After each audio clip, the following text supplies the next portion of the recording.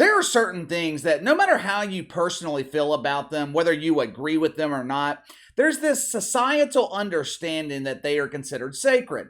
As a country, America's not perfect. This country's got plenty of flaws. Hell, two of our biggest flaws are occupying 1600 Pennsylvania Avenue. One of them is pretending to be vice president, the other is pretending to be cognizant. Even with two of our biggest flaws occupying the White House, 1600 Pennsylvania Avenue, that is still considered to be a sacred place. Whether you like John Biden or not, you don't want to see the building denigrated. Whether you're a Christian or not, I think most people believe that throwing a Bible on the ground is considered disrespectful. Same goes with the Quran. I've never been inside a mosque. I know very little about the Muslim faith, but I'm not going to go around burning the Quran because the book is considered to be sacred. For the last couple of years, there have been relentless attacks on two things that most Americans consider to be sacred: the American flag and the national anthem. Disrespect of the national anthem. It started back in 2016 when Colin Kaepernick realized his NFL career was rapidly coming to an end. He decided to monetize his fake outrage by trading in his helmet for a set of knee pads, and he began kneeling for the national anthem. This set off a trend in the community of shitfucks. Failed athletes like Megan Rapinoe, who never made any money playing soccer, began making millions of dollars by denigrating America. WNBA dump divers, they tried to replicate the success of the prepubescent boy. Dump divers like Bob Griner began walking off the court during the playing of the national anthem. Bitter trash collectors like Natasha Cloud took it a step further by comparing America to the same garbage that she digs through every day looking for food. Now, of course, this fake activism, it wasn't as lucrative financially for WNBA dump divers the same way it was for Colin and Maggie. Colin and Maggie, they are making millions, while the vast majority of trash engineers are still collecting minimum wage. And even at $9 an hour, maybe $10 an hour, I think most of us can agree WNBA players are overpaid. America's always been a tolerant country. I remember when I was growing up, we were constantly hearing about the need for tolerance from so-called experts. We must be tolerant of the LGBT. We must be tolerant of other people's religious beliefs. We must be tolerant of socialist ideas. Look, there's nothing wrong with tolerance. Tolerance can be a good thing, but the problem is we have moved past being asked for tolerance to being demanded of acceptance. It's no longer acceptable for you to tolerate the lifestyle choices of others. Today, you must accept it. Looking back at it now, tolerance was almost like a myth. They used tolerance to normalize the untraditional, trying to soften people into acceptance. And look where that has gotten us. It is no longer enough to walk out on the national anthem. It is no longer enough to call America trash. Now, we are changing the lyrics to the national anthem and being told we had to accept it. Essence magazine was started back in the 1970s. It's a publication that's aimed towards African American women. Since 1994, they've held a 3-day music festival in New Orleans. The Essence Music Festival. It's held every year during the 4th of July, and it normally brings over 500,000 people from all over the country to suffer through 3 days of the New Orleans heat. Essence magazine is responsible for doing some good in the country. They were one of the leaders 15 or 20 years ago in fighting against misogyny in rap music. Now, even though I grew up listening to rap music and still enjoy the classic stuff to this day, I can't even deny the fact that rap music, rappers in general, they haven't always treated women well. Essence was a big part in changing that narrative. Most years, the Essence Music Festival, it takes place without any controversy. It's one of the dozens of music festivals held every year in New Orleans. People come to town, listen to music, drink, and then they leave. But this year, the festival had something a little bit different planned. They had some exciting news on the final day of the festival. According to their Twitter feed, everyone please rise for the only national anthem that we will recognize from this day forward.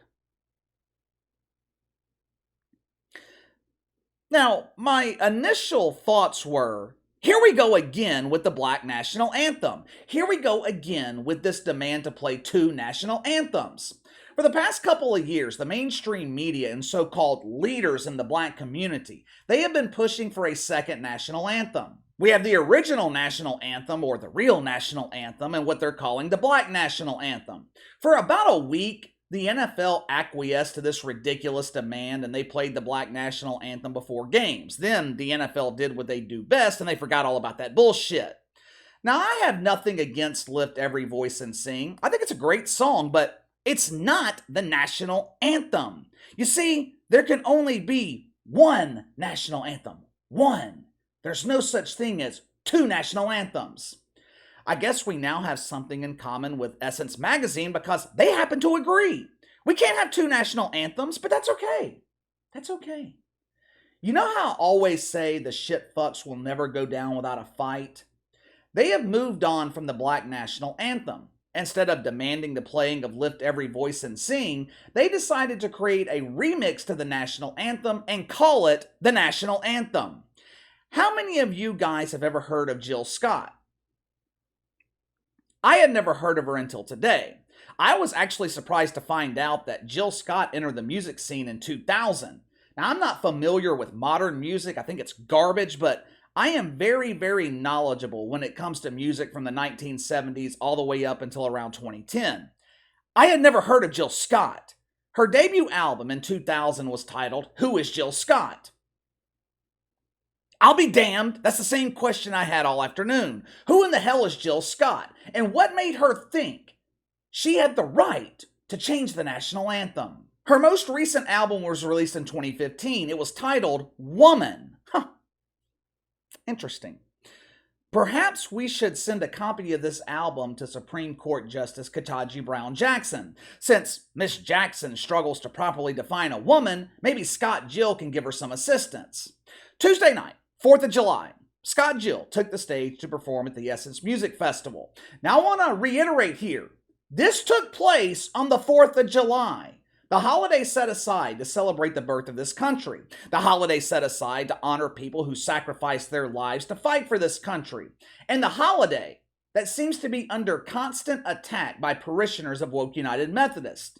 Jill Scott, proud member of Woke United Methodist. Matter of fact, she consulted with the Woke Oak Tree when writing the lyrics to this bullshit song. During her set Tuesday night, Jill Scott debuted what Essence Magazine is calling the new national anthem. The song that they are demanding to be recognized as the national anthem going forward. Now, I'm going to play it here. The clip is going to be a little bit choppy because there's a lot of silence in between her notes, so I edited those parts out. I might have to black it out for copyright reasons. I don't know. I hope they will let this go through, but watch and listen to this for yourself. Say, can you see by the blood in the stream that this place doesn't smile on you, colored child, whose blood built this land with sweat and bare hands. But you'll die in this place, and your memory reigns. Oh, say, does this truth hold any weight?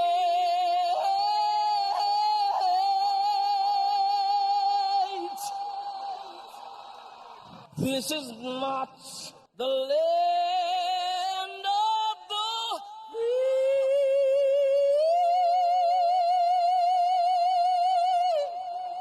but the home of the slave.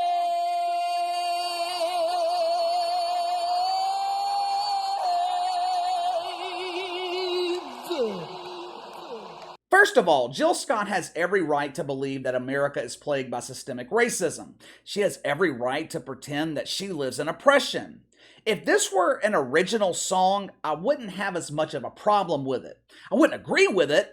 I might make a video disputing the false notions that she's presenting, but it wouldn't be much of a problem. But I do have a problem with Jill Scott taking a song about freedom, taking the national anthem, and perverting it to fit her own personal ideology. The message in her lyrics, they were abundantly clear. It's the same message that we hear over and over and over from these so-called leaders in the black community. And I call them so-called leaders because I don't think these people are the true voice for black people. This is the same message that Al Sharpton has preached for decades. Don Lemon, Tiffany Cross, ooh, Tiffer the bongo sniffer. The wicked wig of the woke, Joy Reid. At times, Stephen A. Smith, he echoes this same sentiment. Father Jalen Rose. The list of paid propagandists goes on and on. They all push the same bullshit. Black people are victims of an oppressive government. Black people can't make it in America. Black people are being held back by the evil white man. You know what all these people have in common?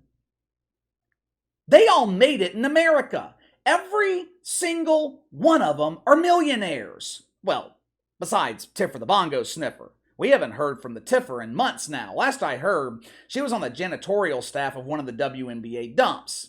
But Jill Scott, she's got a net worth between $12 and $14 million. Now, someone please explain to me how that equals oppression. If being oppressed means I'm worth $14 million, someone please sign me up for Oppression 101. Jill Scott was right about one thing, though. Black people helped build America. That is very true. But she follows up that line with, your memory will be erased. How in the hell can the memory be erased when we are constantly talking about it? The Civil War happened almost 200 years ago. But if you were to base your timeline on the mainstream media, it would seem like the Civil War happened yesterday. All they talk about is slavery and oppression. I have been alive for 38 years. You know how many slaves I've met? You know how many oppressed people I've met? Zero. I've traveled all over the country, north, south, east, west. I have yet to meet one American slave. Yet for some reason, Jill Scott wants me to believe that this is not the land of the free, but the home of the slave. I'm not biting into that shit sandwich. This rendition of the national anthem, or this remix of the national anthem, whatever the fuck you want to call it, it is a slap in the face to every single member of the military, past or present. I cannot imagine what it's like to be in our military today. You sacrifice your life. You sacrifice time with your family, missed birthdays, missed holidays. Also, people like Jill Scott in the Essence Music Festival can shit all over your sacrifice. And like always, they will claim, we are not disrespecting the military. We are simply speaking our truth. Bullshit. You are disrespecting the military, and there's nothing truthful about what you're saying. It's all lies. Jill Scott should be an American success story. Raised by a single mother in Philadelphia, she worked 2 jobs to get herself through college. She was actually studying to become a teacher, but after losing interest, she decided to use her God-given talents to become a singer. And she found mainstream success. Jill Scott is proof that hard work pays off. Jill Scott is proof that anyone can make it in America. But instead of appreciating the country that gave her the opportunity to become a millionaire, she decides to tarnish it, disrespect it, denigrate it. Give me your thoughts. Jill Scott rewrites the national anthem, performs it live at the Essence Music Festival. Actually, she has been performing this same version live on tour all year. Essence magazine claims that this will be the only recognized national anthem going forward. How do you feel about that?